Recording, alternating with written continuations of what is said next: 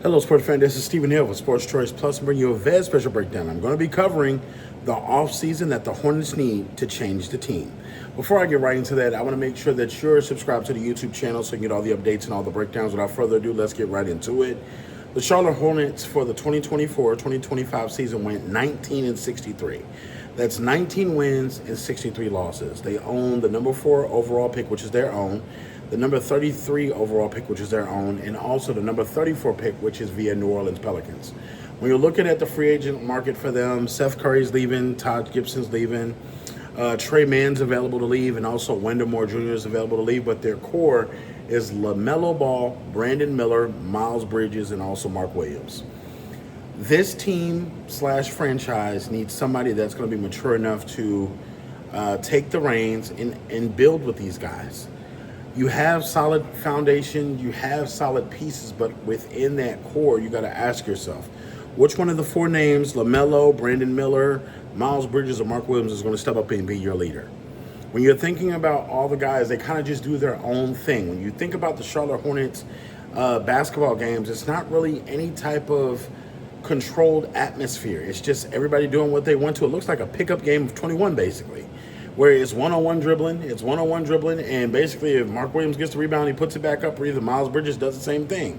It's the Wild Wild West. And a lot of times the injuries to LaMelo Ball, the injuries to Miles Bridges, the things that they need for continuity, they don't have.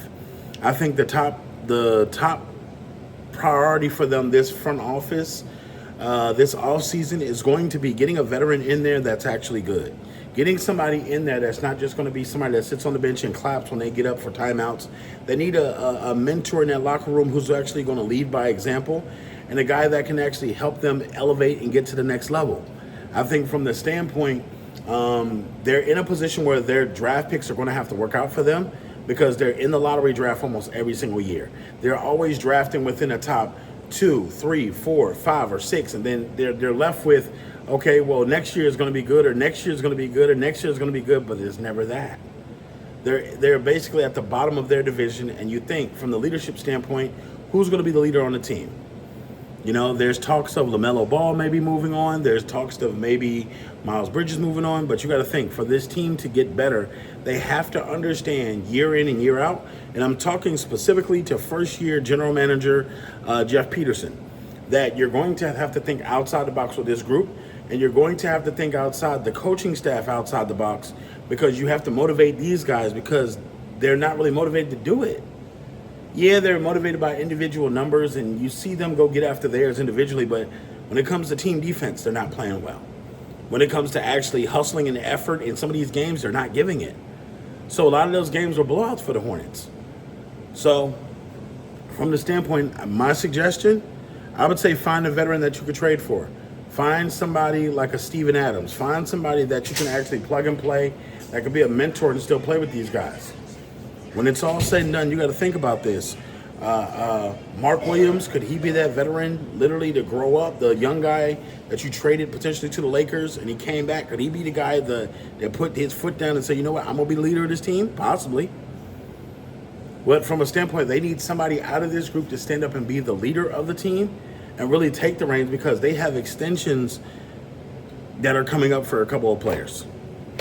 And so it's going to be a big question of who they keep and who they get rid of. But I think that them having cap space, them having mid-level trade exceptions, and them having essentially, the exceptions to bring in veterans to help this team grow.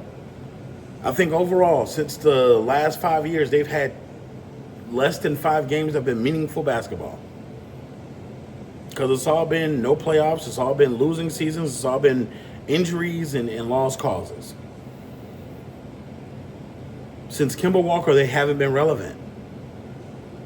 So yes, LaMelo Ball is the star of the show. He gets the flash, he gets the pop, the pizzazz, he gets the headlines when something doesn't go right. When he does the flashy and one moves, or he does a fancy crossover, he'll end up on ESPN. But outside of that, what does he actually bring to the team dynamically? Is he a guy that you can trust with the franchise for the next 10 years? Probably not. When the season's over, he's out. On to the next thing. So, I don't know. It's tough. with the amount of years that this franchise has been how it is, it's tough. I don't see this franchise getting better anytime soon. They do got good draft pieces. They do have good draft picks as well. So, we're going to see what they're going to do in June at the draft. So, all you Hornets fans, what do you think they should do to get better, improve? Get in the comment section below. Definitely check out Sports Choice Plus, and I'll see you on the very next episode.